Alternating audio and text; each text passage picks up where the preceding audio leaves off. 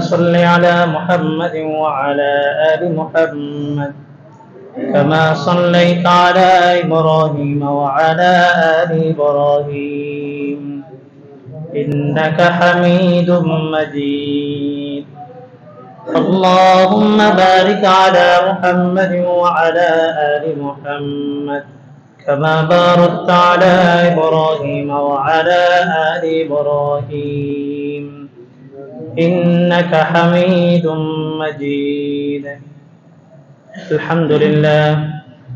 الحمد لله نحمده ونستعينه ونستغفره ونؤمن به ونتوكل عليه ونعوذ بالله من شرور أنفسنا ومن سيئات أعمالنا من يهده الله فلا مضل له ومن يضلله فلا هادي له ونشهد أن لا إله إلا الله وحده لا شريك له ونشهد أن محمدا عبده ورسوله أرسله بالحق بشيرا ونذيرا وداعيا إلى الله بإذنه وسراجا منيرا. أما بعد فأعوذ بالله من الشيطان الرجيم. بسم الله الرحمن الرحيم. إن عدة الشهور عند الله 12 شهرا في كتاب الله يوم خلق السماوات والأرض منها 4 حرم صدق الله العلي العظيم.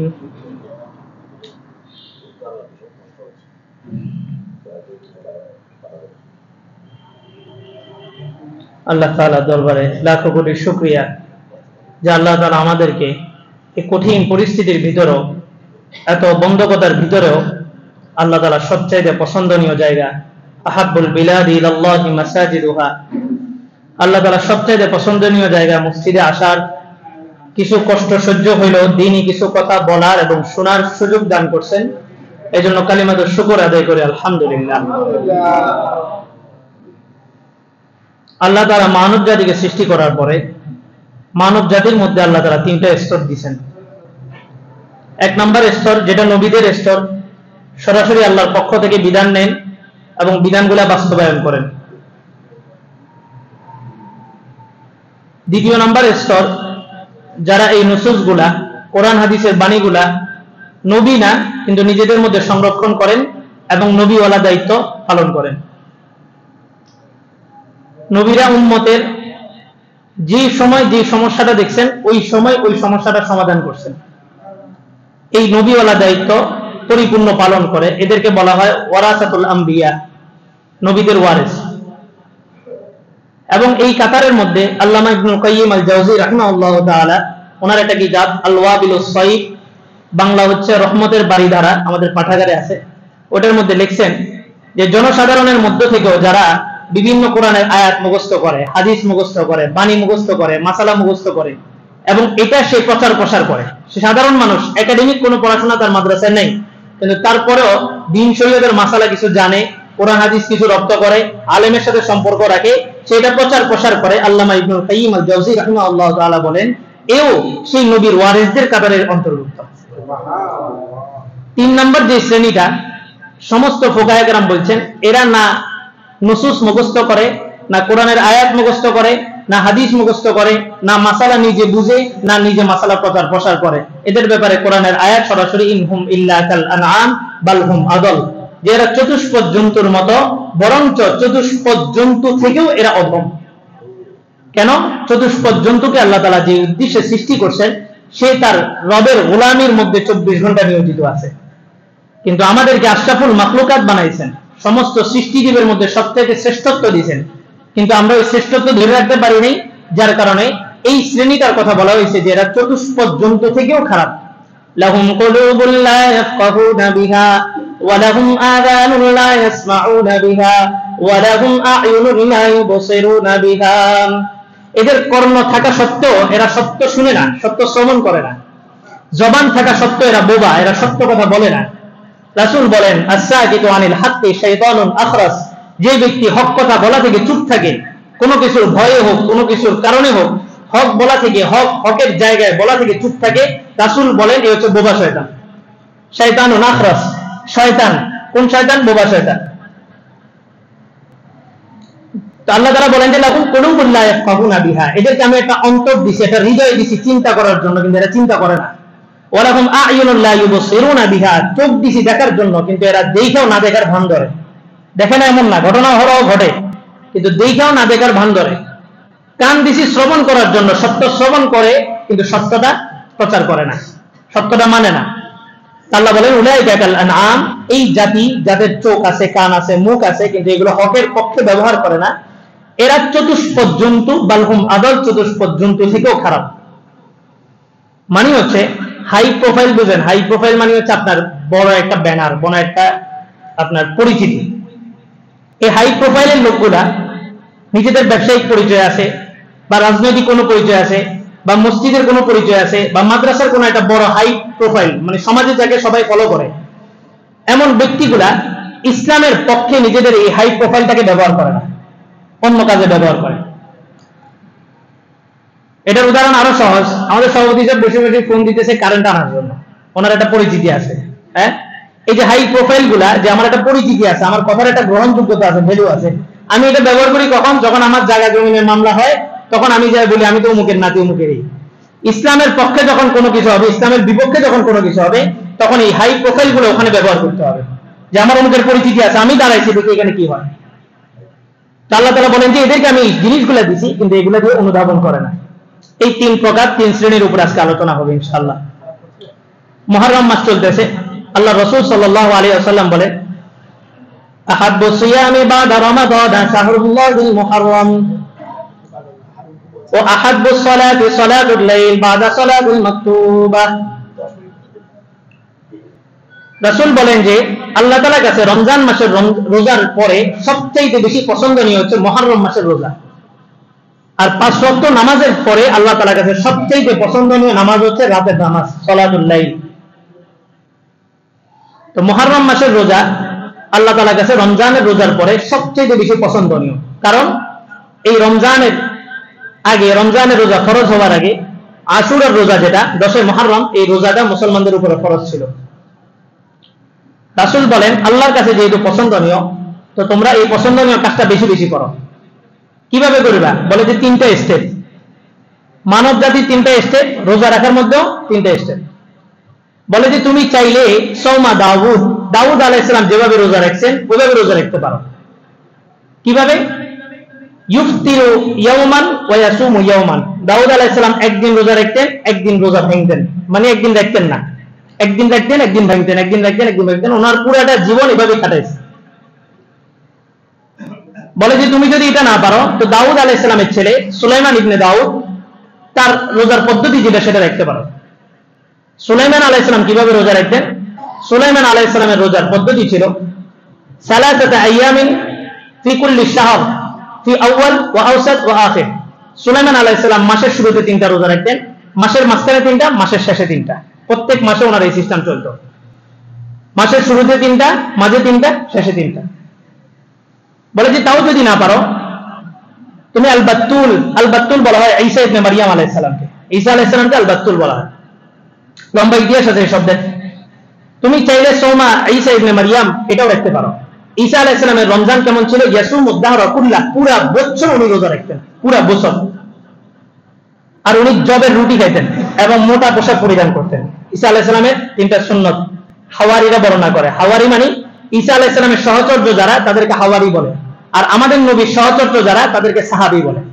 সাহাবাহ বলে, সাহাবী না। আমরা অনেকে বলি সাহাবী। সাহাবী শব্দের অর্থ হচ্ছে আমার সাহাবী। এরা সাহাবীকে আমার না রাসূলের, তাহলে আমরা কি বলবো? সাহাবাহ, মানে যারা রাসূলের সোহবত নিয়েছেন, আসহাব বলা যায়। তো রাসূলের সোহবত যারা নিয়েছেন তাদেরকে বলা হয় সাহাবা। আর ঈসা আলাইহিস সালামের সহচর্য যারা লাভ করছেন তাদেরকে বলা হয় হাওয়ারি। এই হাওয়ারিরা বর্ণনা করছেন ঈসা আলাইহিস সালাম পুরা বছর রোজা রাখতেন, জবের দানা খেতেন, জবের রুটি খেতেন এবং মোটা পোশাক পরিধান করতেন। আল্লাহ রাসূল বলেন 3টার বাহিরে আমার একটা সুন্নাত আছে, এটাও রাখতে পারো। কি সুন্নাত? আল্লাহ রাসূল বলেন যে আল্লাহ রাসূল প্রত্যেকটা মাসের 3 দিন 13, 14, 15 আইয়ামে 20 যেটাকে বলা হয়, এই 3টা রোজা আল্লাহ রাসূল রাখতেন এবং প্রতিটা সপ্তাহে সোমবার এবং বৃহস্পতিবার আল্লাহ রাসূল রোজা রাখতেন।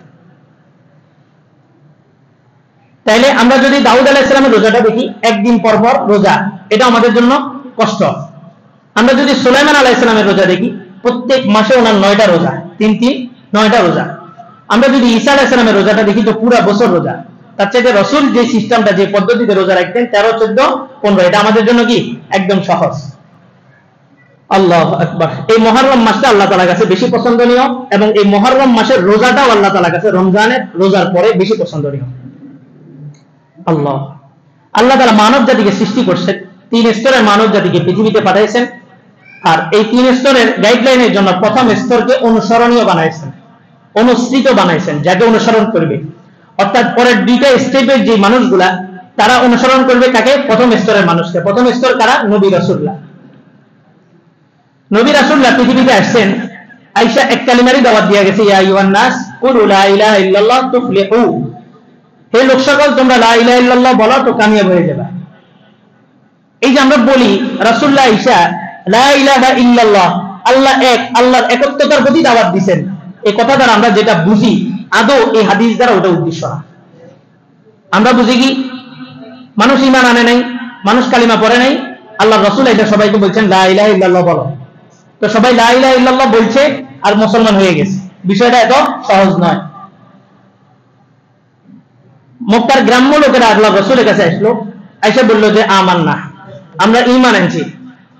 আল্লাহ তাআলা সাথে সাথে আয়াত নাযিল করলেন, ওয়ালা তাকুলু আমান্না বাল কুলু আসলামনা, তোমরা ঈমান আনছি এটা বলিও না, বরঞ্চ বলো যে আমরা ইসলাম গ্রহণ করছি, আমরা ইসলাম গ্রহণ করছি। ঈমান এক জিনিস, ইসলাম আরেক জিনিস। ঈমান হচ্ছে আকীদার সাথে সম্পর্ক, মনের ভিতরের সম্পর্ক, বিশ্বাস চেতনার নাম হচ্ছে ঈমান।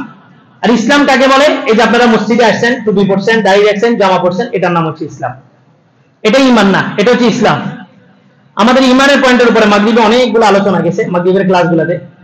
আলোচনার মূল সারাংশ এটাই যে ঈমান হচ্ছে 3টা বিষয়ের সমষ্টি, ইকরার বিল লিসান, তাসদীক বিল জানান, আমাল বিল আরকান। 1 নম্বর হচ্ছে মুখে স্বীকৃতি দেওয়া, আন তাকুলা লা ইলাহা ইল্লাল্লাহ ওয়া আন্না মুহাম্মাদার রাসূলুল্লাহ, এই কথা মুখে বলা, এটা ঈমান হচ্ছে ঈমানের প্রথম স্টেপ। আর এটাকে ইসলামও বলা হয়। ঈমানের সবচেয়ে গুরুত্বপূর্ণ যে স্টেপটা, সেটা হচ্ছে তাসদীক বিল জানান। জি, আওয়াজ না করে জানালাগুলো লাগিয়ে দেন, কারেন্ট আসছে, এসি চলতেছে। তাসদীক বিল জানানটা হচ্ছে ঈমানের সবচেয়ে গুরুত্বপূর্ণ পয়েন্ট। এটা হচ্ছে অন্তরের বিশ্বাস। একজন মানুষ মুমিন কি মুমিন না, প্রকৃত মুমিন কি মুমিন না, এটা নির্বাচন করা হবে তার ভিতরে যে বিশ্বাস, আকীদা, এটার উপরেই তাকে নির্বাচন করা হবে। বাহির যে লেবাস, এটা ইহুদি নাসারারাও ধরে। গত মাসখানেক আগের ঘটনা, গত 2 মাস আগের ঘটনা, পাহাড়ি অঞ্চলে একজন ইমাম ধরা পড়ছে যে মুসলমানই না, সে ইহুদিদের এজেন্ডা বাস্তবায়ন করতেছে, সে একটা মসজিদের ইমাম, সে ধরা পড়ছে। 2017 সালে ঢাকার এক মসজিদের ইমাম 12 বছর ইমামতি করছে, সে মুসলমান ছিল না। 2017 সালের ঘটনা, পত্রপত্রিকা আসছে এটা।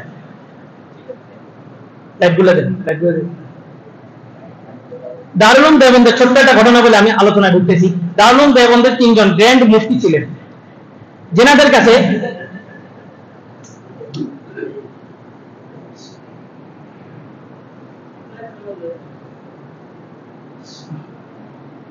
বসেন 3 জন মুফতি ছিলেন, যেনাদের কাছে ফতোয়া কোনো বিষয় ছিল না। মানে বলতে দেরি ওনাদের কাছ থেকে এটা দলিল, আদিল্লাহ, কোরআন হাদিসের কোথায় কি আছে না আছে সব বিস্তরভাবে বর্ণনা করেছে। মনে হচ্ছে এটা কম্পিউটার, গুগলে সার্চ দিছি আর এই সংক্রান্ত কি কি আছে সব চলে আসে। 3 জন জ্ঞান মুফতি ছিলেন। এনারা কখনো দিনের বেলা গোসল করতেন না, রাতে গোসল করতেন। এটা তৎকালীন পত্রিকা পর্যন্ত আসছিল। এই 3 জন, একদিন এক ছাত্র বাথরুমের সানসেটের উপর দিয়ে উঠে গিয়ে দেখতেছে যে এনারা বাথরুমে ঢোকার পরে এনাদের মাথার উপরে যে মুখোশটা আছে, মুখোশটা খুলছে। খোলার পরে ভিতরে কিছু যন্ত্রপাতি আছে, এগুলা রাইখা গোসল করে আবার এগুলা ঠিক করে তারা বের হয়ে আসছে। এরা মূলত আসছে মুসলমানদের ভিতরে কি কি দুর্বলতা আছে, কি কি বিষয় আছে, এই বিষয়গুলা ফাঁস করার জন্য। দারুল উলুম দেওবন্দের 7টার মসজিদে 10 বছর ইমামতি করছে একজন, যিনি মুসলমান ছিলেন না। তার কণ্ঠ অনেক সুন্দর ছিল, প্রতিদিন ফজরের নামাজ উনি পড়াইতেন। উনি যাওয়ার সময় চিঠি লিখে দিয়ে গেছেন দারুল উলুম দেওবন্দের একটা বোর্ড বরাবর, যে আমি 10 বছর এখানে ইমামতি করছি, আমি মুসলমান ছিলাম না, আপনাদের যদি সম্ভব হয় এই নামাজগুলোকে দৌড়ায় নিয়ে। তারা আমাদের ভিতরে এসে কি করছে, আমাদের ভিতরে এসে আমাদের ভিতরে ফাটল তৈরি করছে, আমাদের ভিতরে মুসলমানদের ভিতর থেকে ফাটল তৈরি করছে। আল্লাহু আকবার। ইন্ডিয়া একজন সফর করছে, আমাদের সাথে কাকরাইলে সাক্ষাৎ হয়েছে, আমি সরাসরি ওনার মুখ থেকে শোনা। উনি বলেন যে আমি ইন্ডিয়া এমন একটা মাদ্রাসায় গেছি, আন্ডারগ্রাউন্ডের মাদ্রাসা বলে, আপনারা গুগলে সার্চ দিলেও ইউটিউবে সার্চ দিলে পাবেন, আন্ডারগ্রাউন্ডের মাদ্রাসা বলে। আন্ডারগ্রাউন্ডের মাদ্রাসা, একটা আন্ডারগ্রাউন্ডের মাদ্রাসায় গেছি, সেখানে যাই দেখলাম যে বিশাল বিশাল জুব্বা পরা দাড়িওয়ালা লোক, এরা আমরা যে সমস্ত মাসালাগুলো বুঝি, যেমন এই ওযু চলে গেলে ওযু ছাড়া নামাজ হবে না, এই মাসালাটা কিন্তু আমরা মুখস্থ করি না, এটা আমরা বুঝছি। এটার দলিল জিজ্ঞেস করলে কোরআন হাদিসের কোন কোন জায়গাতে দলিল আছে অনেকে তো বলতে পারবে না। এরা শুধু মাসালা মুখস্থ করে নাই, মাসালার পার্ট টু পার্ট সব কিছু মাসালা জানার পাশাপাশি বুঝার পাশাপাশি মাসালাগুলো মুখস্থ করে নিচ্ছে, এবং মুসলমানদের কোন কোন জায়গায় দুর্বল দুর্বল পয়েন্টগুলো আছে এগুলো তারা মুখস্থ করে। উনি বলেন যে আমাকে যিনি সফরে নিয়ে গেছেন, আমি পুরো মাদ্রাসাটা দেখা সুবহানাল্লাহ আলহামদুলিল্লাহ মাশাআল্লাহ বলতে বলতেছিলাম। তা আমার সফর সঙ্গী বলতেছে এত কিছু বলার দরকার নাই, বাহিরে গেলে আসল ইতিহাস তোমাকে বলবো। বাহিরে আসার পরে বলছে এখানে একটাও মুসলমানদের সন্তান না, এদেরকে তৈরি করা হইতেছে এভাবে, এরা বিশ্বের বিভিন্ন জায়গায় যাবে, মুসলমানদের বড় বড় মসজিদগুলো দখল করবে, আর ওখান থেকে এরা ফতোয়া দিবে। এখনো জিহাদের সময় হয়নি, এখনো জিহাদের সময় হয় নাই। জিহাদের জন্য এই এই শর্ত, জিহাদ করতে গেলে এটা এটা লাগবে, জিহাদ এটা আল্লাহ রাসূলের ধর্মের মধ্যে ছিল, এটা আমাদের এই যুগে প্রযোজ্য নয়। তারা মুসলমানদের ভিতরে বিভেদ তৈরি করবে যে নামাজের মধ্যে আমিন জোরে বলতে হবে, নামাজের মধ্যে আমিন আস্তে বললে হবে না। তারা মুসলমানদের মধ্যে ফাটল তৈরি করবে, নামাজের পরে মুনাজাত করতে হবে, মুনাজাত না করলে ইমাম সাহেব দেখা যাবে না। তারা মুসলমানদের মধ্যে বিভেদ তৈরি করবে যে এই সমস্ত আলোচনাগুলো, এইসবগুলো মসজিদ থেকে বের করে বাইরে আলোচনা আসতে হবে। আর এটাই, এই সমস্ত এজেন্ডাগুলো আপনি একটু চোখ বন্ধ করলে দেখবেন সমাজের মধ্যে এজেন্ডাগুলো তারা বাস্তবায়ন করতে সফল হয়েছে। 2015 সালের 7 মে সম্ভবত পত্রিকা আসছে, ব্রাহ্মণবাড়িয়ার এক ইমামকে মুফতি সাহেব তাকে গুলি করে হত্যা করা হয়েছে শুধুমাত্র এই ইস্যু যে নামাজের পরে মুনাজাত করেনি। আজকে মসজিদ আলাদা হয়ে যেতেছে, আহলে হাদিস মসজিদ নাম দিয়ে আলাদা হইতেছে, কেন? শুধু আমিন বলা নিয়ে। অথচ আপনি শুনলে অবাক হবেন, আমিন যদি কেউ নাও বলে তাও নামাজ হয়ে যাবে, মুনাজাত যদি কেউ নাও করে তাও নামাজ হয়ে যাবে। আজকে মারামারি কি নিয়ে? হাত উপরে বাঁধবে না নিচে বাঁধবে, এটা নিয়ে মারামারি চলতেছে। অথচ হাত যদি কেউ নাও বাঁধে, এমনি শুধু দাঁড়াইছে, ইরসাল মালিকি মাযহাবে যেটা আছে, রাসূল বিভিন্ন সময় নামাজ পড়তে পড়তে হাত এভাবে বাঁধতে বাঁধতে পা ফুলে যেত, হাতের বাহুগুলো কবজিগুলো ব্যথা হয়ে যেত, রাসূল ইরসাল করতেন, হাত ছেড়ে দিতেন, ছেড়ে দিয়ে লম্বা তেলাওয়াত করতেন। ইমাম মালিক রাহমাতুল্লাহ আলাইহি 13 মাযহাবের মূল নীতি ছিল যে রাসূলের একটা হাদিস, একটা সুন্নাত যেন আমাদের থেকে না ছুটে। এজন্য কেউ কেউ বলছে উপরে হাত বাঁধো, কেউ বলছে নিচে হাত বাঁধো, কেউ বলছে হাত ছেড়ে দাও, কেউ বলছে আমিন জোরে বলো, কেউ বলছে আমিন আস্তে বলো। মূল উদ্দেশ্য কি? যে রাসূলের প্রতিটা হাদিসের উপর যেন আমল হয়ে যায়। আমাদের ইমাম আযম আবু হানিফা রাহমাতুল্লাহ আলাইহি উনি চিন্তা করলেন, আমি আমার মাযহাবটাও এমন ভাবে প্রণয়ন করব যে মাযহাবের মধ্যে রাসূলের প্রতিটা হাদিসের উপর আমল হয়ে যায়। ঠিক আছে, পুরুষরা তোমরা নাভির নিচে হাত বাঁধো, রাসূলের হাদিস আছে নাভির নিচে তাহতা সুররা, আর রাসূলের হাদিস যেহেতু আছে ফাওকা সুররা, তো মহিলারা তোমাদের সতর এই স্তন, তোমাদের স্তনের উপর তোমরা হাত রাখো, তোমাদের সতর থাকো। তাহলে রাসূলের দুটো হাদিসের উপর আমল হয়ে গেল। কিন্তু আজকে এই জিনিসটা তানাওউয়ে সুন্নাত, যে সুন্নতের একাধিক প্রকার আছে, রাসূল কখনো দাঁড়ায়ও পেশাব করছে, রাসূল কখনো বৈশাও পেশাব করছে, রাসূল কখনো নামাজ বৈশাও পড়ছে, কখনো দাঁড়ায় পড়ছে। তো এই যে তানাওউয়ে সুন্নাত, সুন্নতের বিভিন্ন প্রকার, এই জিনিসটা না বোঝার কারণে আজকে আমাদের মধ্যে দ্বন্দ্ব তৈরি হয়েছে। ইহুদিরা চিন্তা করলো যে মুসলমানদের ভিতরে যতদিন পর্যন্ত ঐক্য থাকবে, এই মুসলমানদেরকে কোথাও পরাজিত করা যাবে না। এই মুসলমানদের ঐক্য নষ্ট করার জন্য মুসলমানদের লেবাস ধরে, মুসলমানদের বেশ ধরে, মুসলমানদের ভিতরে লোক ঢুকে দেয়। তারা তাদের এজেন্ডা বাস্তবায়ন করার জন্য এই আন্ডারগ্রাউন্ড গুলোর মসজিদগুলো তারা আবিষ্কার করছে, আন্ডারগ্রাউন্ডের মাদ্রাসা। এবং এরা মাসলা মাসাইলের লাইনে এত দক্ষ, এত পারদর্শী, বিভিন্ন কিতাবের হাওয়ালা দিবে, শুধু এই ধর্মের না, তাদের ধর্মেরও হাওয়ালা দিবে। একজন সাধারণ মুসলমান তো দূরের কথা, অনেক সময় উলামায়ে কেরাম পর্যন্ত এই সমস্ত এই তথ্যগুলো শুনে নিজেরা পর্যন্ত বিভ্রান্ত হয়ে যায়। আলেম, যিনি আলেম, কোরআন হাদিসের ইলম রাখেন, ওনারা পর্যন্ত এই সমস্ত তথ্যগুলো দেখে বিভ্রান্তের শিকার হন। যারা আসলে তো দলিল দিতেছে আসলে এটা করছে ওটা করছে। চলো মানে শুধু বলা যায় সূরা আনফালের মধ্যে নাকি বলা আছে আল্লাহ তাআলা 80% কোটা নির্ধারণ করছে। সূরা আনফাল, কি আশ্চর্য কথা! একজন মন্ত্রী বলছেন সূরা আনফালের মধ্যে এটা আছে। কোরআন নাযিল হয়েছে তোমার কোটা বিরোধী আন্দোলনের জন্য, কোরআন নাযিল হয়েছে এগুলোর জন্য। আর কোরআনের মধ্যে কি বলছে এটা শুনলে আরো আশ্চর্য হবে। কোরআন নিজে বলতেছে ইউদিল্লু বিহি মান ইয়াশা ওয়া ইয়াহদি বিহি মান ইয়াশা। এই কোরআন কাউকে রাস্তা দেখাবে, আবার এই কোরআনের মাধ্যমে বহু লোক পথভ্রষ্ট হয়ে যাবে। আজকে আপনি সমাজে দেখবেন বাতিল পন্থীরাও দলিল দিয়ে কি দিয়া, কোরআন দিয়া। তারাও কি বলে আমাদের দলিল কোথায় আছে? কোরআনে আছে। যারা হক তারাও কি বলে আমাদের দলিল কোথায় আছে? কোরআনে আছে। তো কোরআনের কথা দেখেন কতটা বাস্তবসম্মত। আল্লাহ, ইহুদিরা এই সমস্ত এজেন্ডাগুলো বাস্তবায়ন করতেছে। যত সম্ভব আলেম থেকে জনসাধারণকে যদি বিচ্ছিন্ন করা যায় তাইলেই তারা সফল। এবং তার জায়গায় জায়গায় সফল হইতেছে। আজকে কতগুলো দলে বিভক্ত হয়েছে, 72 ফেরকা আমাদের বাংলাদেশের মধ্যে হয়ে গেছে, 72 ফেরকা পার হয়ে গেছে। আল্লাহ, ইহুদিরা এই এজেন্ডা বাস্তবায়ন করতে করতে সর্বশেষ তারা গোলাম আহমদ, মির্জা গোলাম আহমদ কাদিয়ানীকে এজেন্ডা হিসেবে বাস্তবায়ন করলো। এই গোলাম আহমদ কাদিয়ানী তার ভ্রষ্টতা সর্বপ্রথম প্রমাণ পাইছে। সে বলছে মুহাম্মাদের দ্বীনে মুহাম্মাদের মধ্যে জিহাদ আছে, এই মুহাম্মাদের মধ্যে, এই দ্বীনে মুহাম্মাদের মধ্যে জিহাদ নাই। নাউজুবিল্লাহ বলে। নামাজ যেমন ফরজ, নামাজ অস্বীকার করলে যেমন কারো ঈমান থাকে না, রোজা যেমন ফরজ, রোজা অস্বীকার করলে যেমন কারো ঈমান থাকে না, জিহাদও এমনই ফরজ। জিহাদকে অস্বীকার করা, প্রকাশ্য শব্দে হোক, বিপরীত শব্দে হোক, ঘুরে পেঁচায় হোক, যে কোনো ভাবে জিহাদকে তাওয়িলের মাধ্যমে অস্বীকার করলে তারও ঈমান থাকবে না। তো গোলাম আহমদ কাদিয়ানী সে যখন নবী দাবি করলো, তো নবী দাবি করলেই তো সাধারণ মানুষ মানবে না। সে দুইটা পদ্ধতি, দুইটা পলিসি অবলম্বন করলো। বললো যে আসলে মুহাম্মদ যে আসবে, মুহাম্মদের দুইটা নাম, একটা হচ্ছে মুহাম্মদ আর একটা হচ্ছে আহমদ। তো মুহাম্মদ আরবি মদিনায় আসছে, আর আমি আহমদ, আল্লাহ তাআলা নিজেই বলছেন মিন বাদ ইসমুহু আহমদ, এই আহমদ আমি নবী হিসেবে আসছি। আর আমি সরাসরি নবী না, আমি হচ্ছি জিল্লি নবী। রাসূল যে বলছেন আনা খাতামুন নবী লা নবিয়্যা বাদি, আমি সর্বশেষ নবী, আমার পরে আর কোনো নবী আসবে না।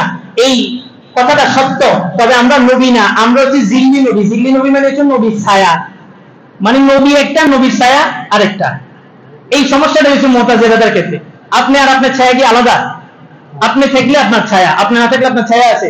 তো রাসূল যদি না থাকে, নবী যদি না থাকে, নবীর ছায়া পৃথিবীতে থাকা সম্ভব? সম্ভব না।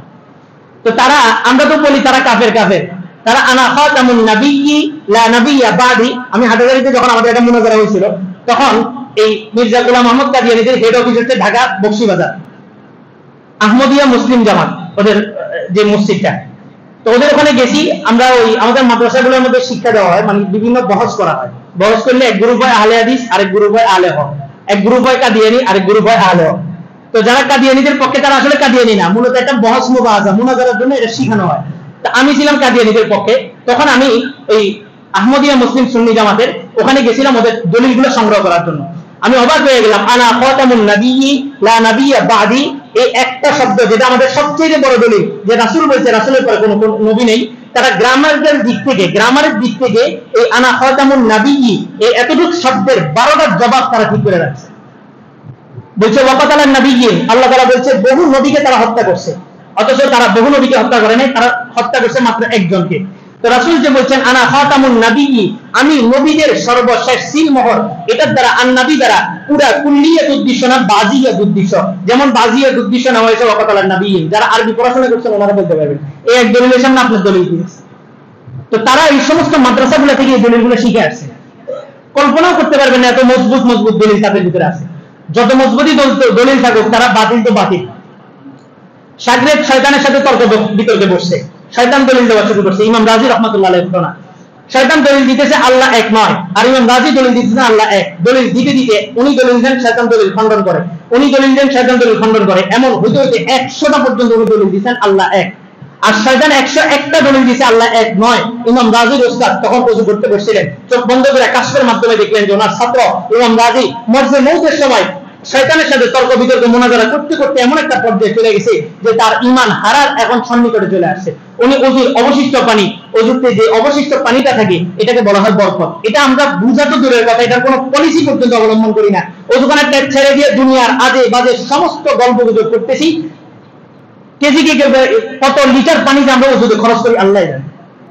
অথচ ওযুর মধ্যে কতগুলো দোয়া রাসূল শিখাই গেছেন। বিসমিল্লাহ ওয়াল হামদুলিল্লাহ, এই দোয়াটা করে ওযু করো। তোমার ওযু যতক্ষণ থাকবে ততক্ষণ ফেরেশতারা তোমার জন্য নেকি লিখতে লিখতে ক্লান্ত হয়ে যাবে। অথচ ওযু শুরু হয় আর দুনিয়ার সমস্ত আলাপ আলাদা একটা মাছের বাজার হয়ে যায় ওযুখানা। বদনা সিস্টেম ওযু করলেন, আপনি বুঝতেন যে বদনার নিচে যে অবশিষ্ট যে পানিটা থাকে রাসূল বলছেন এটা বড় ওযু রাদার ওযু করদা ওযু কুন মুসাল্লা রাদার জমিনে আদাকুন, এই অবশিষ্ট যে পানিটা থাকে এটা হচ্ছে বরকত। আল্লাহ রাসূল বলেন ওযু করার পরে এই বরকতটা তোমরা খেয়ে ফেলো। তা আপনাদের বরকত আছে টাঙ্গিতে, আপনারা যেটা ওযু করেন বন্ধ করার পরে বরকতটা কোথায়? টাঙ্গিতে। তো এই ওযুর বরকতের পানিটা ইমাম রাজির উস্তাদ পানিটা নিয়ে ছিটা দিয়েছেন মাইলকে মাইল দূর থেকে ইমাম রাজির গায়ের উপরে যা পড়ছে। উনি কাশফের মাধ্যমে বলছেন ইমাম রাজি তুমি বলো আল্লাহ তাআলা বিনা দলিলেই এক, কোনো দলিলের প্রয়োজন নেই, বাস এটা বলছেন আর ওনার মুখ চলে আসছে। ইমাম আযম আবু হানিফা রাহমাতুল্লাহ আলাইহি ফতোয়া, কাদিয়ানীর যে নবী দাবি করে, কোন সুস্থ মস্তিষ্কের মানুষ যায় যদি কাদিয়ানীকে জিজ্ঞাসা করে যে তুমি যে নবী, তোমার কি কি দলিল আছে বলো তো। ইমামে আজম আবু হানিফার ফতোয়া হচ্ছে সাথে সাথে ফাকাত কাফার আছে, বেঈমান হয়ে গেল। এটা সে নবী দাবি করতেছে, তার কাছে দলিল চাওয়ার প্রয়োজন কি? বিনা দলিলেই সেই কাফের, কোনো দলিলের প্রয়োজন নেই। কাদিয়ানীরা কি কাফের? কোনো দলিলের প্রয়োজন আছে? কোনো দলিলের প্রয়োজন নেই।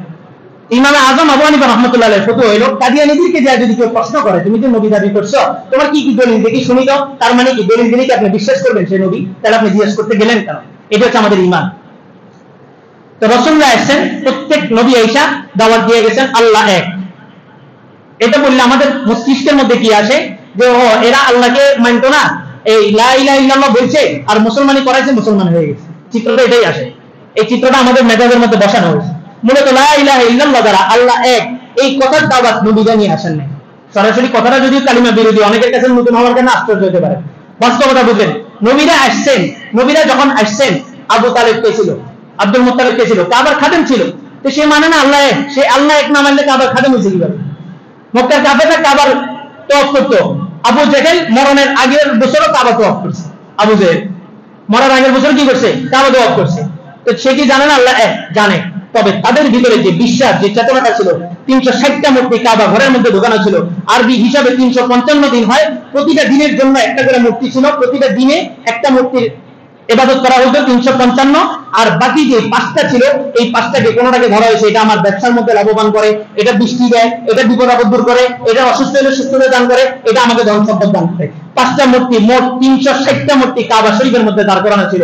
তারা জানতো আল্লাহ তাআলা একজন আছে, কিন্তু তারপরেও তারা পাশাপাশি মনে করতো এই মূর্তিটা আমাকে লাভবান করতেছে, ওই মূর্তিটা আমাকে সুস্থ করতেছে, ওই মূর্তিটা আমাকে রিজিক দিতেছে। এই বিশ্বাসের কারণেই নবী রাসূলুল্লাহ আসা। মূলত আল্লাহ এক সবাই জানে। ইহুদিরা মানে না আল্লাহ এক, ইহুদিরা মূলত কার অনুসারী ছিল? মুসা আলাইহিস সালাম আর ঈসা আলাইহিস সালামের অনুসারী। এরা কি জানে না আল্লাহ এক? অবশ্যই জানে। কিন্তু পাশাপাশি কি করছে? ধর্মের মধ্যে বিবর্তন বা আইসা ধর্মের মধ্যে সংযোজন বিয়োজন হইয়া এই ধর্মটাকে পাল্টায় দিচ্ছে। বলে যে আল্লাহ তো একজন আছে, পাশাপাশি এই মূর্তিটা তোমাকে সহযোগিতা করে। ইব্রাহিম আলাইহিস সালামের ইন্তেকালের পরে ইব্রাহিম আলাইহিস সালামের চিত্র দাঁড় করানো হয়েছিল, ভাস্কর্য নিয়ে একটা আন্দোলন গেল না? ভাস্কর্য দাঁড় করানো হয়েছে, অথচ এই গণ্ড মূর্খরা জানেই না এই ভাস্কর্য কোথা থেকে আসছে। বলে যে কোরআনের মধ্যে তিন চাল মানে হচ্ছে পাখির আকৃতি, 3 চাল মানে ভাস্কর্য, এটা দলিল দিতেছে। যারা পুরোটা জীবন কোরআন হাদিসের পিছনে কাটায় গেছে, আজকে তাদেরকে দলিল দেওয়া হচ্ছে ভাস্কর্যের দলিল কোরআন হাদিসে আছে। এরা পুরোটা বছর, পুরোটা জীবন এই মাদ্রাসার মধ্যে কাটায়, দলিলগুলো তারা পায়নি। ভাস্কর্য নির্মাণ করলো ইব্রাহিম আলাইহিস সালামের মসজিদের সামনে। বলে যে তোমরা ইব্রাহিমকে দেখে ভিতরে ঢুকবা, তোমাদের ইবাদতের মধ্যে একটা ভালো খুব তৃপ্তি পেবা। লম্বা একটা সময় গেল, ইবলিস মানুষের সুরত ধরে এসে বলল যে ইব্রাহিম বাইরে থাকলে তোমাদের ভিতরে ইবাদতের এত স্বাদ আসে, ওই ইব্রাহিমকে ভিতরে ঢুকায় ফেলো, দেখবা যে ইবাদতের স্বাদ আরো বেড়ে যাবে। ইব্রাহিম আলাইহিস সালামকে ভিতরে ঢুকাইল। ওই সময় ছিল একটা শুধু চিত্র। তো বলে যে চিত্রের সামনে যদি তোমাদের ইবাদতের এত মজা আসে, এই চিত্রটাকে একটা মাটির ভাস্কর্য বানায় মূর্তির আকৃতি দিয়ে দাও, তাহলে দেখবা আরো সুন্দর মজা আসবে। এইখান থেকে মূর্তির আবির্ভাব শুরু হলো।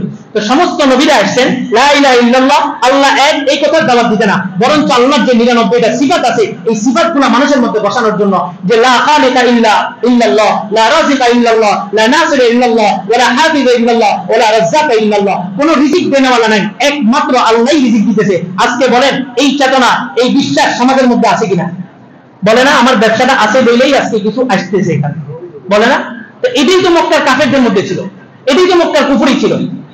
মক্কার কাফের সরাসরি মূর্তির ইবাদত করছে, আপনি হয়তো ইনডাইরেক্টলি আপনি ব্যবসার মাধ্যমে মূর্তির ইবাদত করতেছেন। আজকে বলেন অমুক ডাক্তারের কাছে গেছি, মাশাআল্লাহ এত দক্ষ ডাক্তার, ওনার কাছে গেলেই মানুষ কি হয়ে যায়?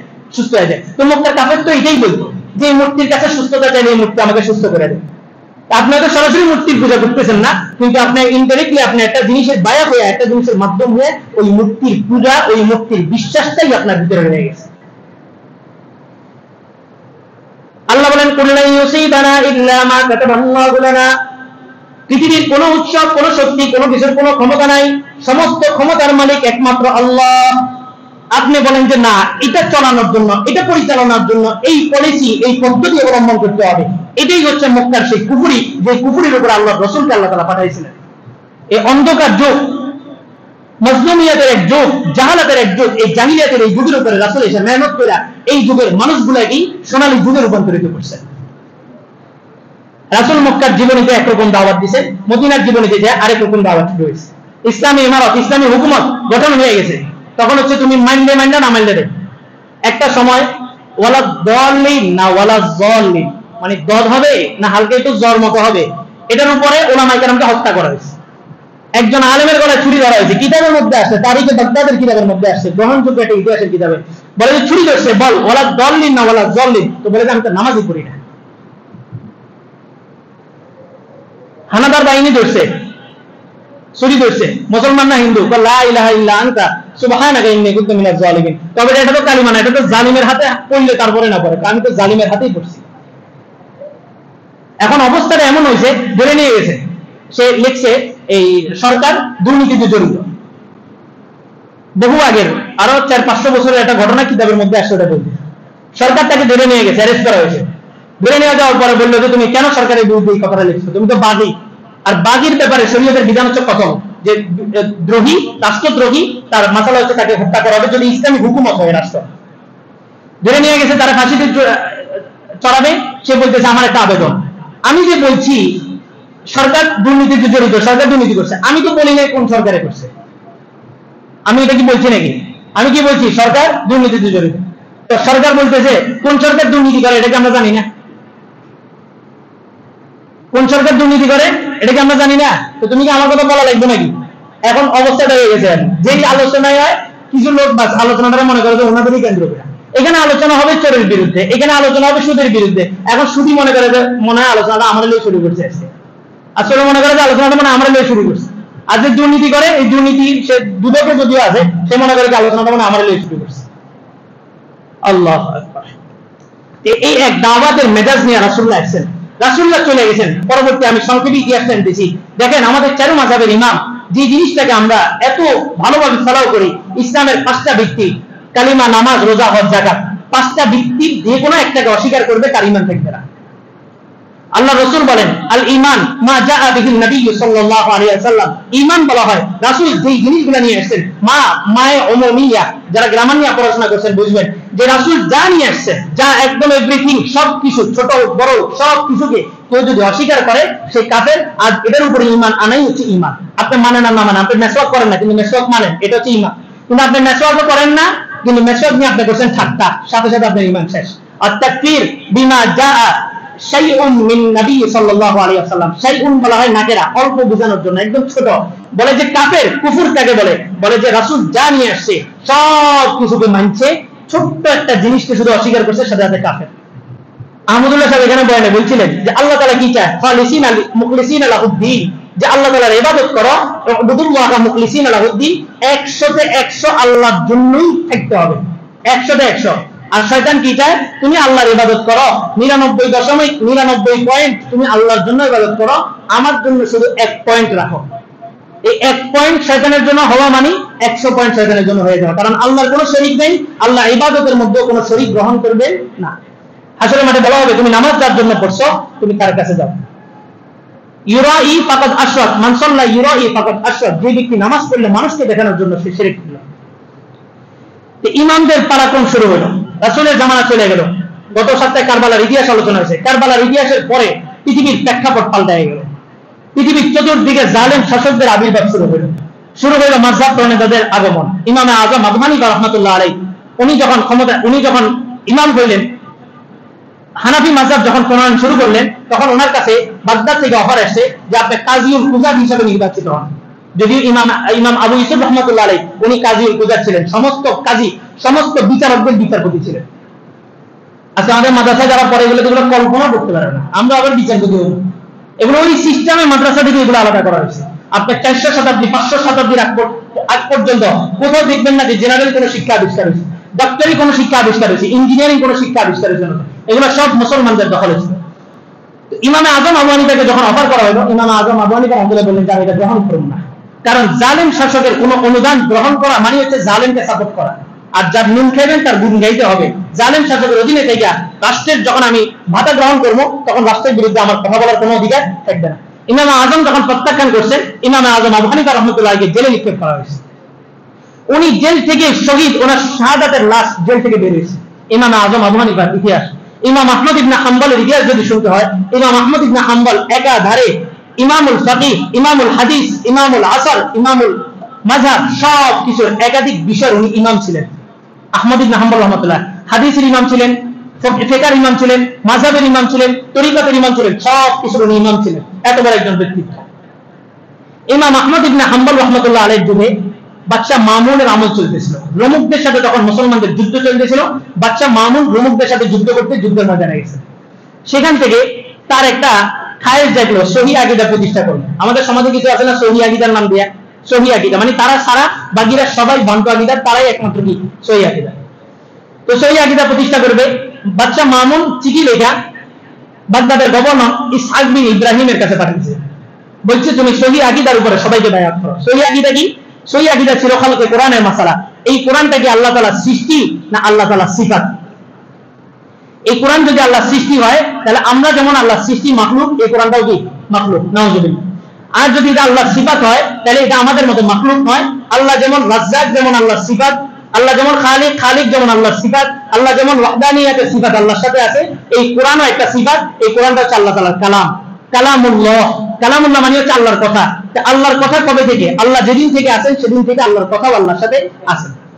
তো খালকে কোরআনের মাসালায় প্রথম ইসহাক ইবনে ইব্রাহিম রাষ্ট্রের যে আলেম আছে উলামা উদ-দাওলা, গত সপ্তাহে আলোচনা করছিলাম আলেমদের তিনটা শ্রেণী। আজকের আলোচনার মূল বিষয়গুলো কিন্তু তিনটা ভালো করে মাথায় রেখে। আলেমদের তিনটা শ্রেণী, একটা হচ্ছে উলামা উদ-দাওলা, আরেকটা হচ্ছে উলামা উল উম্মাহ, আরেকটা হচ্ছে উলামা উল মিল্লাহ। উলামা উদ-দাওলা বলা হয় যারা রাষ্ট্রের আলেম, রাষ্ট্র কোন দিকে আছে, প্রশাসন কি চায়, প্রশাসনের পক্ষে ফতোয়া দিবে, এদেরকে বলা হয় উলামা উদ-দাওলা। এই শিক্ষা সিলেবাস নিয়ে যে চলমান ইস্যু, ধামাচাপা যাওয়ার আগে আরেকটা ইস্যু চলে আসতো, পুরা বাংলাদেশের সমস্ত গ্রামের সমস্ত ওলামায়ে কেরাম একসাথে মাঠে নেমেছে যে শিক্ষা সিলেবাস পরিবর্তন করতে হবে। এই শিক্ষা সিলেবাসের মাধ্যমে মুসলমানদের আকীদা, বিশ্বাস, চেতনা সবকিছুকে লুণ্ঠন করা হয়েছে। এই শিক্ষা সিলেবাসের পক্ষেও কিছু আলেম ওকালতি করে বলছে কোনো সমস্যা নেই। বিবৃতি আসছে আরএফএস এর বিবৃতি, তারা বলছে ওলামাদের সাথে মিটিং করে সরকারি দল এই সিদ্ধান্তে উপনীত হয়েছেন যে বর্তমান যে শিক্ষা সিলেবাস আছে নির্দিষ্ট একটা ঘরানার হেফাজতে ইসলামের নাম উল্লেখ করা হয়েছে। হেফাজত মতাদর্শের কিছু ওলামায়ে কেরামের সাথে মিল না হওয়ার কারণে এটা একটা বিতর্ক তৈরি হয়েছে। বলেন এই আন্দোলন, এই দাবি, শিক্ষা সিলেবাসের পরিবর্তনের দাবি শুধু কি হেফাজতে ইসলামের আলেমদের ছিল না বাংলার তৌহিদি জনতাদের ছিল? সবাই ছিল। কিন্তু দেখেন এরকম একটা ইস্যুতে এসেও কিছু আলেম পাওয়া গেছে যারা ওই পক্ষে কি করছে, ওকালতি করছে। এদেরকে বলা হয় উলামা উদ-দাওলা। এটা সর্বযুগে থাকবে, রাষ্ট্রের কিছু দালালি করবে এরা। দ্বিতীয় নম্বর হচ্ছে উলামা উল উম্মাহ, এক শ্রেণীর আলেম, এরা রাষ্ট্রের সাথে সম্পর্ক নেই, কিন্তু এরা উম্মতের যোগসব দেখে যে এখন এই আলোচনাটা করলে মানুষ খুব খুশি হবো, জুমার পরে আমাদের খুব হাদিয়া দিব। তো ওই সপ্তাহে এসে উনি মজার একবারে বিশাল একটা আসমানের উপরে জমিনের নিচে একটা ইতিহাস বর্ণনা করছে, জান্নাতের ঘটনা বলে, জাহান্নামের আযাবের ঘটনা বলে, একদম সব কান্দায় বানাইছে। সবাই খুশি, পরের বছর ওই হুজুর আবার দাওয়াত দেয়। এটাকে বলে উলামা উল উম্মাহ। এরা উম্মতের মেজাজ বুঝে, উম্মত কি চায় হকটা বলে না, উম্মতের চাহিদা অনুযায়ী বলেন। তিন নম্বর যেটা উলামা উল মিল্লাহ, এই ইবনুল কাইয়িম আল জাওজি রাহমাতুল্লাহ আলাইহি কিতাবের মধ্যে আছে, কিতাবটা পাঠাগারে আছে। উনি বলেন যে উলামা উল উম্মাহ বলা হয় যিনি প্রশাসন কি বললো, পাবলিক কি চাইলো, পাবলিক কি খায় না খায়, এগুলো দেখবে না। যখন শরীয়তের যে মাসালা বর্ণনা করা দরকার উনি মিম্বর থেকে যতদিন মিম্বরের দায়িত্বে থাকবেন ততদিন ওই মাসালাই বর্ণনা করে দেবেন। এতে কি হবে না হবে এটা দেখার বিষয় না। এটা হচ্ছে উলামা উল মিল্লাহ। পাশেই ব্র্যাকেটে লিখে দিয়েছেন সাধারণ জনগণের জন্য এই উলামা উল মিল্লাহ, এদেরকে অনুসরণ করতে হবে, উলামা উল মিল্লাহকে অনুসরণ করতে হবে। উনি আবার বলছেন উলামা উল মিল্লাহ এই তৃতীয় শ্রেণীর আলেমদেরকে কোথায় পাওয়া যাবে? তিনটা জায়গায় পাওয়া যাবে। এক নম্বর হচ্ছে মাটির নিচে, আরেক নম্বর হচ্ছে জালেমের জিন্দানখানায়, আরেকটা হচ্ছে জিহাদের ময়দানে। মাটির নিচে মানে হক কথা বলার কারণে মাইরা ফলাইছে ইমাম আজম আবু হানিফার লাশ বেরিয়েছে, ওনার লাশ কোথায়? মাটির নিচে। আহমদ ইবনে হাম্বলকে অত্যাচার করতে করতে শহীদ করা হয়েছে, লাশ কোথায়? মাটির নিচে। দ্বিতীয় নাম্বার এদেরকে পাওয়া যাবে জেলখানায়। আল্লাহর রাসূল নিজেই বলেন আদ-দুনিয়া সিজনুল মুমিন ওয়া জান্নাতুল কাফির, এই দুনিয়া সৃষ্টি করাই হয়েছে মুসলমানদের জন্য জেলখানা হিসেবে। এই দুনিয়া শান্তির জায়গা না, এখানে হক বলবা তো তোমাকে জেলখানায় ঢুকানো হবে। এটা তো উলামা উল মিল্লাহ। আহমদ ইবনে হাম্বল রাহমাতুল্লাহ আলাইহি দাঁড়ায় গেলেন খালকে কোরআনের মাসালায়, বললেন যে এটা কখনোই আল্লাহ তাআলার মাখলুক হতে পারে না, এটা মাখলুক মানে হচ্ছে এটা আমাদের কাতারে। অথচ কোরআন কি আমাদের কাতারে না আমাদের মাথার উপরে? হ্যাঁ, গণতন্ত্র যারা করে তারা তো মানবে না। গণতন্ত্রের ভিতরে আপনার ভোটের যে দাম এমপি মন্ত্রী ভোটেরও একই দাম। একজন রিকশাওয়ালা ভোট দিলে সেটার যে মান দাঁড়াবে একজন এমপির ভোটেরও একই মান দাঁড়াবে। এটার নাম হচ্ছে গণতন্ত্র। আর এই কোরআন যদি মাখলুক হয় তাহলে আমিও মাখলুক, এই কোরআন আমার কাতারে চলে আসলো। এই কোরআন কি আমাদের কাতারে না আমাদের মাথার উপরে? আমাদের মাথার উপরে। এই কোরআন কখনো খালকে কোরআনের মাসালায় ইমাম আহমদ ইবনে হাম্বল বললেন এটা কখনোই মাখলুক হতে পারে না, এটা আল্লাহ তাআলার সিফাত, আল্লাহ তাআলার কালাম। আল্লাহ যেদিন থেকে আছেন আল্লাহর কালামও সেদিন থেকে আছে। তবে কোরআন নাযিল হয়েছে আল্লাহর রাসূলের উপরে ধারাবাহিকভাবে। কিন্তু এই কোরআন আগে কোথায় ছিল? বাল হুয়া কুরআনুন মাজিদ ফি লাওহিল মাহফুজ, মাহফুজের মধ্যে, লাওহে মাহফুজের মধ্যে এই কোরআন সংরক্ষিত ছিল। ইমাম আহমদ ইবনে হাম্বল রাহমাতুল্লাহ আলাইহি দাঁড়ায় গেলেন। বাদশা মামুন চিঠি পাঠাইলো বাগদাদের গভর্নর ইসহাক ইবনে ইব্রাহিমের কাছে যে তুমি তোমার ইয়ার উপর বায়াত গ্রহণ। ইসহাক ইবনে ইব্রাহিম উলামা উদ দাওলাহ, যেগুলো রাষ্ট্রীয় কোষাগারে, রাষ্ট্রীয় ট্যাক্স লালিত পালিত পশু, এদেরকে দেখছে, দেখার পরে এদের থেকে বায়াত নিছে, বললো যে এখানে সিগনেচার করো, এই কোরআন আল্লাহ তাআলার মাখলুক। সবাই সিগনেচার করছে। করার পরে ওলামাদের মধ্যে অনুষ্ঠিত কিছু লোক আছে যাদেরকে ওলামা উল উম্মাহ বলা হয়। এরা উম্মতের বিভিন্ন স্বার্থে হক বলা থেকে চুপ থাকে। বলে আপনি এমন কথা বলেন দেখেন, কথা বললে এখন একটা ফিতনা ফাসাদ হবে, এই ফিতনা ফাসাদ করা যাবে না। তারপরে মানুষকে খুশি করলেন, আল্লাহকে নারাজ করে। এই ওলামা উল উম্মতকে দেখছে, দেখে বলছে এদের উপর তোমরা বায়াত দিতে হবে, নাহলে কিন্তু গর্দান হয়ে দেওয়া হবে। তারা সকলে সিগনেচার দিয়ে চলে গেল। পুরা রাষ্ট্র, তখন কি আলেম ওলামা কি 4-5 জন ছিল? সোনালী যুগের কথা বলতেছি, যেখানে ঘর ঘর আলেম, ঘর ঘর মুহাদ্দিস, ঘর ঘর শাইখুল হাদিস, প্রতিটা ঘরে ঘরে মুহাদ্দিস ছিল। ইমাম আহমদ ইবনে হাম্বল সহ 4 জন দাঁড়ায় গেলেন খলকে কোরআনের মাসালায়, বললেন যে এই কোরআন কখনোই আল্লাহ তাআলার মাখলুক হতে পারে না, এটা সর্বদা আল্লাহ তাআলার সিফাত। আল্লাহ যেদিন থেকে আছেন সেদিন থেকেই এই কোরআন আছে, আল্লাহ যতদিন থাকবেন ততদিন পর্যন্ত এই কোরআন থাকবে। দাঁড়ায় গেলেন, অত্যাচার শুরু হলো। ইমাম আহমদ ইবনে হাম্বল সহ 4 জন, 2 জন পথের মধ্যে যখন পরিবারের উপর হামলা শুরু হলো, তখন 2 জন আস্তে করে পিছপা হয়ে গেলেন। পুরো একটা জোট, 3 জন বাচ্চা, একের পরে বাচ্চা মামুন, বাচ্চা মুতাসিম বিল্লাহ, বাচ্চা ওয়াসিক বিল্লাহ, 3 জন মিলে ইমাম আহমদ ইবনে হাম্বলের উপরে জুলুমে স্টিম রোলার চালাইছে। তারপরে ইমাম আহমদ ইবনে হাম্বল তার জায়গা থেকে এক চুল পরিমাণ সরেন নাই। উনিও তো বলতে পারতেন এতগুলো আলেম একসাথে হয়ে গেছে, আমি একা না হলে কি হয়? এতগুলো আলেম একসাথে হয়ে গেছে। গত সপ্তাহে বলছিলাম স্বীকৃতি আমরা যে বছর নিছি তার পরের বছরে আমাদের এই প্রশ্ন ফাঁস হয়েছে, যেটা কওমের ইতিহাসে একটা কলঙ্কিত। কওমের ইতিহাসে কখনো প্রশ্ন ফাঁস হয়েছে এই নজির তো দেখাতে পারবে না। এখন এত বড় মত নিয়ে কথা বলছে। ফেনী জেলার হেফাজতে ইসলামের মূল কমিটির ভিতরে আমার নাম দিছে, ওলামা পরিষদের মধ্যে নাম দিছে। আহমদুল্লাহ সাহেব বললেন তো নাম দিছে কি করা, বলছে তুমি দূরে থাকো, তুমি নিজের মতো 10-এর লোক ফিট করো। হেফাজতের শুরু থেকে নিয়ে মাঝখানে কি হয়েছে না হয়েছে সবকিছু আমরা দেখা। ইমাম আহমদ ইবনে হাম্বলের নামে নকল করে চিঠি লিখে প্রশাসনের কাছে পাঠানো হয়েছে। ইমাম আহমদ ইবনে হাম্বল রুজু করছে। যখন বলা হয়েছে পুরা দেশের ভিতরে লকডাউন, কোভিড-19 যে লকডাউন, সবাই আলাদা আলাদা করে পৃথক পৃথক হয়ে দাঁড়াতে হবে, আহমদ শফি হিসেবে সিগনেচার নকল করে আহমদ শফি হিসেবে ছেলে একটা পুরা ফতোয়া জারি করছে, পুরা বাংলাদেশের সমস্ত মাদ্রাসাগুলোতে পাঠানো হয়েছে। শুকরানা মাহফিলে এতজন আলেম কেন গেছে আপনি এটা জানেন? সমস্ত মাদ্রাসার মুতামিমদেরকে ইফতার ঠেকানো হয়েছে, যদি শুকরানা মাহফিলে আসে একদম গুণ করে হবে।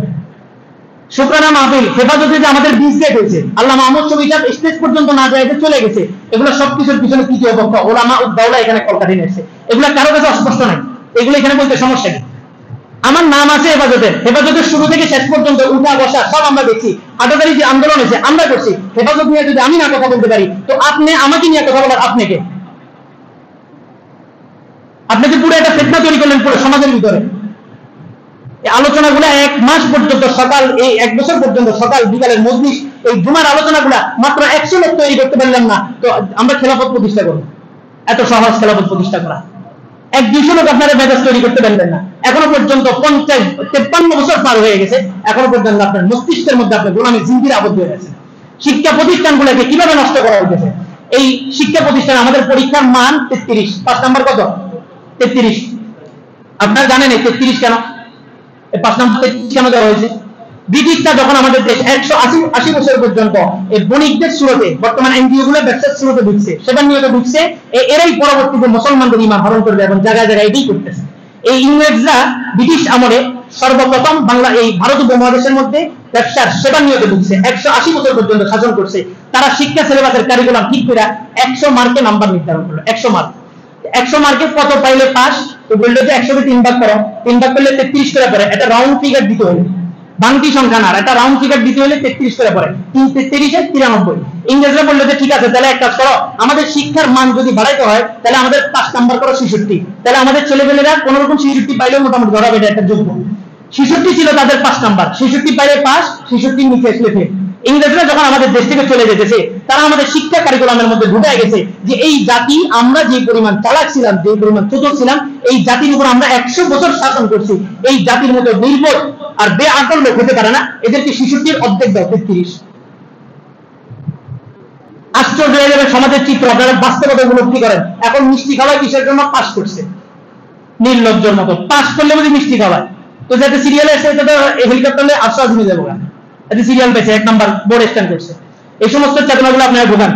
আল্লামা আহমদ শফী সাহেবের নামে যে জালিয়াতি করে যে চিঠিটা পাস করা হয়েছে, পুরা বাংলাদেশের সমস্ত জায়গায় কাতার হয়ে পড়ছে। এবং শুকরানা মাহফিলের পরের বছর, যে বছর প্রশ্ন ফাঁস হয়েছে, পুরা বাংলাদেশের ছাত্ররা আন্দোলন করে পরীক্ষা হল বয়কট করছে।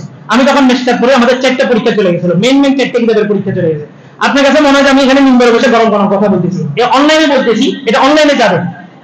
সর্বপ্রথম পুরা বাংলাদেশের সর্বপ্রথম আন্দোলন করছে আমাদের মাদারীনগর মাদ্রাসার ছাত্র, এবং মাদারীনগর মাদ্রাসার ছাত্ররা এটা দেখলে এটা বলতে পারবে মাদারীনগর ছাত্রদের সর্বপ্রথম আন্দোলনের উপরে নামানেওয়ালা যিনি ছিলেন, উদ্যোক্তা তিনি আমি। এই মাদারীনগর ছাত্ররা টঙ্গীর ময়দানে এই ওয়াজাহাতিয়ার এটা পৃথিবীর মার খেয়েছে, ওয়াজাহাতিরা মার গেল, এই মাদারীনগর ছাত্ররাই বেশি আহত হয়েছে। এগুলোর চেতনা ঢুকান, এগুলোর চেতনা নিজেদের মধ্যে আনেন। 53 বছর পার হয়ে গেছে, এখনো আপনি একটা লেখা লিখতে চিন্তা করেন, এই লেখা লিখলে আমার কি হবে। এখন একটা কথা বলতে আপনি চিন্তা করেন, এই কথা বললে আমার কি হবে। এখনো রাস্তায় নামতে আপনি চিন্তা করেন, এই রাস্তায় নামাটা আমার কি হবে। অথচ নাম হচ্ছে গণতন্ত্র, for the people, of the people, by the people. কথা বলার বাক স্বাধীনতা যদি না থাকে, এটা গণতন্ত্র হয়ে যাবে। বিজয়ের 50 পেরোলেও মুক্তি মেলেনি আজও, দমিনী শোষণ পীড়ন এখনো দমিনী শোষক রাজো। বিজয়ের 50 পেরোলেও মুক্তি মেলেনি আজও, দমিনী শোষণ পীড়ন এখনো দমিনী শোষক রাজো। 53 বছর পার হয়ে গেছে, যেই নির্যাতন হানাদার বাহিনীর আমাদের উপরে পেরে গেছে, এই নির্যাতনের শিকার আমরা এখনো হইতেছি। এখন হয়তো আপনার ছেলেপেলে আপনার ঘরে ছোট, আপনি বুঝতেছেন না। একে আরেকটু বড় হইতে দেন, যে মস্তিষ্ক, যে অ্যাটম তাদের মস্তিষ্কের মধ্যে ঢোকানো হইতেছে, এরা সর্বপ্রথম আপনার গলায় ছুরি চালাবে। জুনাইদ বাবুনগরের হাত টানছে, ঐশীর বাবা পুলিশ সুপার বাবুনগর এসব বলছিলেন আল্লাহর আরশ কাইতে উঠছে, আল্লাহর আরশ সহ্য করবে না। এই পুলিশ সুপারকে হত্যা করছে তার ছেলে, তার মেয়ে ঐশী, বাবা মা দোনোজনকে জবাই করে দিয়েছে। আল্লামা আহমদ শফী সাহেবের নামে জালিয়াতি করে ফতোয়া ছাপানো হয়েছে। ওলামা উল মিল্লাহ তখনও ছিল আব্দুল সালাম চাটগাবি, তবি ওসমানী সাহেব এখন যে পুরো বিশ্বের নাম করা। আব্দুল সালাম সাহেব একসময় পাকিস্তানের করাচি বিন্নুরি টাউনে এরকম নাম করা ছিলেন। আব্দুল সালাম সাহেব 7 পৃষ্ঠা ব্যাপী একটা চিঠি লিখছেন যে কখনোই এই ফতোয়া মেনে নেওয়া যেতে পারে না। আল্লাহ বলতেছে কাতার একসাথে হয়ে দাঁড়াও, আর আপনাকে বলা হচ্ছে কাতার আলাদা হয়ে দাঁড়াও। কোভিড-19 তোমাদের করোনা সরাবে। সারা রাত স্বামী স্ত্রী একসাথে ঘরে ঘুমাইছে, আর সকালে বাসে যায় দুজন আলাদা করছে। আলহামদুলিল্লাহ আমার ওই যে ক্যাট কলেজের সাথে একটা মসজিদ আমরা তখন নতুন উদ্বোধন করছি, একদম 5 ওয়াক্ত নামাজ আমরা সব একসাথে হয়ে দাঁড়াইছি। এটা মুসল্লি তৈরি হলে বাহিরের কোন শক্তি এখানে এসে ক্ষমতা চালাবে, এই ক্ষমতা কারো হয়নি। মুসলমানদের ভিতরে ঐক্য থাকতে হবে, আর মুসলমানদের ভিতরে ঐক্য নষ্ট করার জন্য এই উলামা উদ-দাওলা, উলামা উল উম্মাহ এরই সর্বপ্রথম ভূমিকা পালন করবে। কুরাইলকে গাছ প্রশ্ন করছে, তুই আমাকে কেন কোবাইতেছিস? তোর সাথে তো আমার কোনো শত্রুতা আমি নেই। কুরাইল বলছে, আরে আমার পিছনে তো তোর স্বজাতির ইন্ধন আছে। কুরাইলের পিছনে কি আছে? ওই গাছেরই একটা অংশ দেওয়া। আহমদ ইবনে হাম্বল রাহমাতুল্লাহ আলাইহির সাথে 4 জন, 2 জন ছেড়ে গেল। আহমদ ইবনে হাম্বল, তারপরে মুহাম্মদ ইবনে নূহ, এই 2 জন ছিলেন। 2 জনকে নিয়ে যাওয়া হলো। বাচ্চা মুতাসিম বিল্লাহ, বাচ্চা মামুন প্রতিমধ্যে মারা গেছে। মুতাসিম বিল্লাহকে আদেশ করে গেছে, এই আহমদ ইবনে হাম্বলকে তুমি বেত্রাঘাত করতে দেখবা যতদিন পর্যন্ত খলকে কোরআনের মাসালে সে সারেন্ডার না করবে। আহমদ ইবনে হাম্বল আসে, মুতাসিম বিল্লাহ, ওয়াসিফ বিল্লাহ, মামুন, 3 জনের আক্রমণ, 3 জনের নির্যাতনের স্টিম ডলার এই পরিমাণ ছড়াইছে, এই পরিমাণ বাড়ছে। আহমদ ইবনে হাম্বল রাহমাতুল্লাহ খাদেম বলেন, একদিন আমি আহমদ ইবনে হাম্বলের গায়ে থেকে কাপড় সরাইতে গেছি, আমি দেখলাম যে চাবুকের আঘাতে এই পায়জামার যে রশি ছিল, রশিটা তার শরীরের সাথে আটকে গেছে। আহমদ ইবনে হাম্বল তারপরেও পরাজয় বরণ করেন নাই। আল্লাহ তাআলা 101 বার ওনাকে স্বপ্নে সাক্ষাৎ করছে। এটা ছিল আমাদের পূর্ব শরীরের আকীদা। হোসেন আহমদ মাদানী রাহমাতুল্লাহ আলাইহি মাদ্রাসার মধ্যে পড়ানো হয়। হোসেন আহমদ মাদানী রাহমাতুল্লাহ আলাইহি এত বড় শাইখুল হাদিস ছিলেন, মদিনা শরীফের রাসূলের রওজার পাশে 18 বছর পর্যন্ত হাদিসের দরস দিয়েছেন। একদিন আল্লাহ রাসূলের রওজার সামনে গিয়ে বলেন, আসসালামু আলাইকা ইয়া জাদ্দি। সাথে সাথে রওজায় আথারের ভিতর থেকে উত্তর আসে, ওয়া আলাইকুমুস সালাম ইয়া ইবনি। মাসালা হইতেছিল, মুনাজারা হইতেছিল হায়াতুন নবী, নবী কি কবরের মধ্যে জিন্দা না মৃত। মুনাজারা চলতেছিল নবীর রওজার পাশে। হোসেন আহমদ মাদানী রাহমাতুল্লাহ দাঁড়ায় বলছে, কম্বা রাসূলের রওজার দিকে তাকায় দেখ রাসূল জিন্দা না মৃত। রাসূল বৈশা সালাম দিয়া আবার শয়ন করছেন। হোসেন আহমদ মাদানীর এই ইতিহাসগুলো শোনানো হয়, আর ইন্ডিকেট করে আস্তিকরা পাশ কাটায় দেওয়া হয়। এই হোসেন আহমদ মাদানী রাহমাতুল্লাহ আলাইহি 6 মাস যদি ক্লাসে সবক দিয়ে থাকেন, বাকি 6 মাস জিহাদের ময়দানে জিহাদ করছেন, এই ইতিহাস বলা হয় না। কাসেম নানভী রাহমাতুল্লাহ আলাইহিকে বলা হয় দারুল দেওবন্দের বাণী। আজকে আমরা সবাই নিজেদেরকে পরিচয় দিই, দারুল দেওবন্দের চেতনা লালন করি, অথচ দারুল দেওবন্দের বাণী কাসেম নানভী রাহমাতুল্লাহ আলাইহি সামরিক ঘাঁটির প্রধান নেতা ছিলেন। 6 মাস সবক দিয়েছেন, 6 মাস জিহাদ করছেন। অবশেষে সর্বশেষ ছোট্ট একটা আবেদন করে আমি আলোচনা শেষ করতেছি। ইমাম আহমদ ইবনে হাম্বল যখন যাইতেছিলেন রাস্তা দিয়া, হঠাৎ এক বৃদ্ধ লোক আসছে। আয়েশা বলতেছে ইয়া আহমদ ইন ইস্তা ইস্তা হামিদা ওয়া ইন মুক্তা মুক্তা শাহিদা, এ আহমদ তুই একা না, তোর সাথে পুরা মুসলিম বিশ্বের আকীদা জড়িত আছে। আজকে যদি তুই নত হস তো মুসলিম বিশ্বের সমস্ত মুসলমানদের ঈমান আকীদা হুমকির মুখে পড়ে যাবে। আর যদি তুই বাইচা থাকস ইন ইস্তা ইস্তা হামিদা প্রশংসনীয় হয়ে বেঁচে থাকবি, ওয়া ইন মুক্তা মুক্তা শাহিদা, আর যদি মরণ আইসাই যায় তো শহীদ মরণ আসবে। সব জায়গায় মেহনত চলবে, তাবলীগের মেহনত চলবে, জিকিরের খানকার মেহনত চলবে, মাদ্রাসার মেহনত চলবে, সর্বদিকে সব মেহনত চলবে। কিন্তু ইসলামের প্রকৃত মেজাজ যেটা বলে ইসলামের পাঁচটা খুঁটির মাধ্যমে এটা তাবু দাঁড়ানো। রাসূল বলেন জারওয়াতুস সানামিল ইসলামি আল জিহাদু ফি সাবিলিল্লাহ। এই খুঁটির মাঝখানে যে বাসটা দ্বারা খুঁটিটাকে উন্নতি করা হয়েছে, খুঁটিটাকে উপরের দিকে উঠানো হয়েছে, ওই খুঁটিটার নাম হচ্ছে জিহাদ ফি সাবিলিল্লাহ। মুসলমানরা যতদিন পর্যন্ত জিহাদ ফি সাবিলিল্লাহকে আঁকড়ে ধরছে, কোন বাতিল পরাশক্তি তাদের দিকে চোখ উঠে তাকাতে পারে না। আরো যেটাই থাকবে তরিকা মেহনত সব দিকে চলবে। একটা জানবাজ টিম তৈরি হবেন, যখনই খানকার উপর আক্রমণ আসবে আপনারা বুক টান করে দাঁড়ায় দেবেন, এই খানকার হেফাজতে আমরা আছি। যখনই মাদ্রাসার উপরে হামলা আসবে বুক টান করে যুবকদের নওজওয়ানদের এই টিমটা দাঁড়ায় দেবে যে আমি আছি। মসজিদের উপরে যখন হামলা হবে এই যুবকদের এই টিমটা ইসলামের যতগুলো মেহনত চলবে, যতগুলো তরিকা চলবে, যতগুলো পদ্ধতি চলবে, সমস্ত পদ্ধতিগুলোকে তারা ত্যাগ দিবে। আর এই জিয়ানি মন মানসিকতা আপনার ভিতরে আনতেই হবে। গজওয়াতুল হিন্দ রাসূল বলছেন ইসাবাতানি মিন উম্মতি মাকফুর, ইসাবাতানি মিন উম্মতি মাকফুর, আমার উম্মতের দুইটা দল এমন আছে যাদের পিছনের সমস্ত গুনাহ আল্লাহ তাআলা মাফ করে দিবেন। ইসাবাতুন মা ঈসা ইবনে মারইয়াম ওয়া ইসাবাতুন মা গাজওয়াতুল হিন্দ। একটা যুদ্ধ হবে, ঈসা ইবনে মারইয়াম খুরাসান থেকে কালো পতাকা বাহিনী বের হবে। আল্লাহ রাসূল বলেন তুমি হামাগুড়ি দিয়ে করো, ওই কালো পতাকা বাহিনীর সাথে তুমি যুদ্ধ হবা। এই কালো পতাকা বাহিনী হচ্ছে এই ইমাম মাহদী আলাইহিস সালামের সৈন্য, ঈসা আলাইহিস সালামের সৈন্য। এই সৈন্যের সাথে ঈসা আলাইহিস সালাম যুদ্ধ করে দাজ্জালকে হত্যা করবেন। দ্বিতীয় নাম্বার, যে দলের সাথে তুমি হামাগুড়ি দিয়ে হলো, তোমার সমস্ত সম্পত্তি ব্যয় করা হলো, তুমি এই দলের সাথে দেখবা, সেটা হচ্ছে গজওয়াতুল হিন্দে মুসলমানদের যে বিজয় হবে এবং মুসলমানদের চূড়ান্ত একটা রক্তবয়ী যুদ্ধ হবে। এই যুদ্ধের মন মানসিকতা এখন থেকে তৈরি করেন। চতুর্দিকে হিন্দুত্বের রাজত্ব চলতেছে। আজকে কোন হিন্দু মন্দির থেকে আওয়াজ আসে না, আমার ইবাদতের সময় কারেন্ট থাকে না কেন? কোন হিন্দু উপাসনা থেকে আওয়াজ আসে না, আমার উপাসনার সময় কেন কারেন্ট থাকে না? আজকে মুসলমানদের মসজিদ থেকে জোহর আর মাগরিবে সবচেয়ে বেশি মুসল্লি হয়, আর মুসলমানদের বিদায় থেকে হাহাকার বেড়ে গেছে। আমার কারেন্ট গেল কোথায়? আওয়াজ তুলতে হবে, আওয়াজ তুলে সময় চলে আসছে 53টা বছর বিজয়ের পার হয়ে গেছে। আপনি স্বাধীনতা বলতে কি পাইছেন? স্বাধীনতা বলতে কি পাইছেন? কিছু যুবকের বুক খালি করা হয়েছে, কিছু মায়ের বুক খালি করা হয়েছে, কিছু যুবক তাদের মাত্র টকটকে যুবক জীবনকে উপভোগ করার আগে রাস্তায় বিলীন হয়ে গেছে।